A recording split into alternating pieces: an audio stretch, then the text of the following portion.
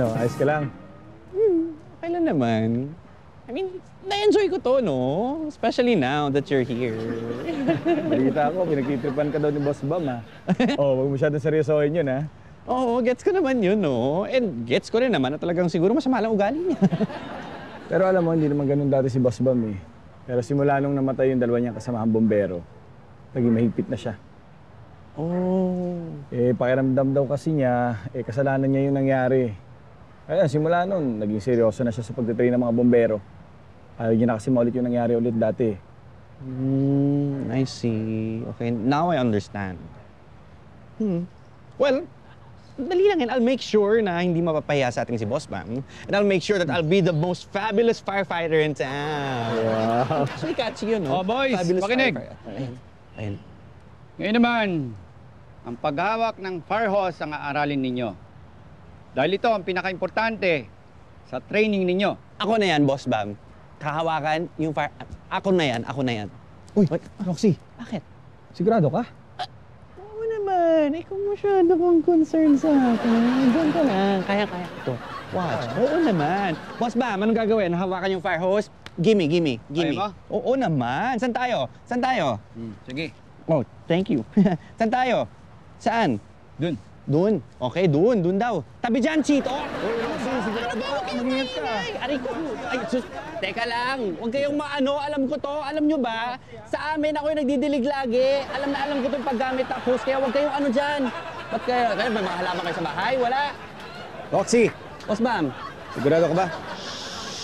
I got this. Okay. I got this. Okay. Ito lang yun, di ba? Boss Bam, di ba? Ito lang yun, di ba? Oh, tapos, open.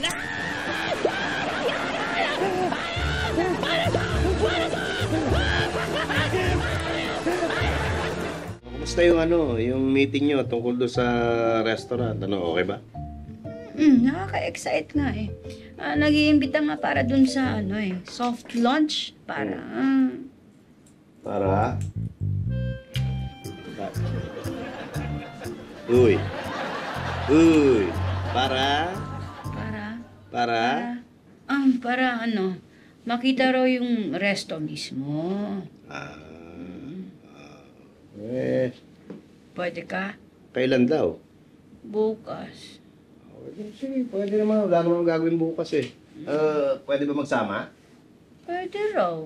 Para ma-experience yung konsepto ng restaurant. Ano ba yung konsepto niya? Uy, ano ba yung konsepto niya? Hindi get?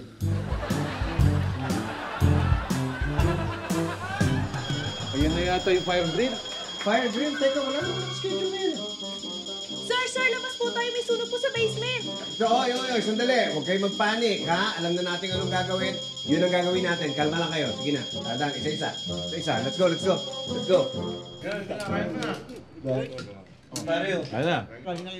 Oh, boys. Si Chito ang gagayahin nyo. Kahit anak siya ni Sir Pepito, volunteer pa rin siya sa atin. Oh, boss, wala po yan. Basta gusto ko lang din po talaga makatulong. Yun lang yun. Dahil dyan, lalabas tayo mamaya. Uy! Tayong lahat? Ililibre ko kayo. Kayong lahat. Sino magbabantay dito? Sino? Fine. Sige na. Ako na. Ito, wala rin naman akong balak sumama sa inyo mamaya. Go, have fun. Kasi sa totoo lang nababore na ako. Like, kailan ba talaga tayo re-responde sa sunog? Puro tayo training. Wala naman tayong ginagawa.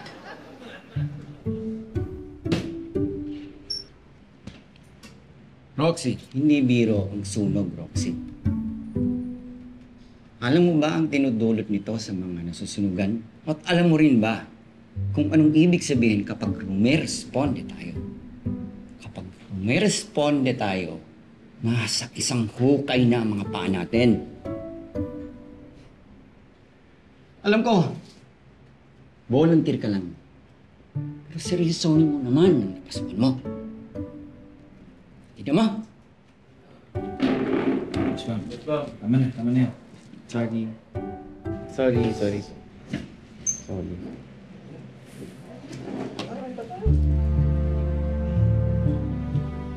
Pasensya ka na kay Boss Bam, ha? Medyo sensitive kasi yun sa mga ganung usapan eh. Hindi, sorry din. Minsan kasi talaga walang preno itong bibig ko eh. Sobrang bilis ko magsalita. Kung ano na lang lumalabas. You know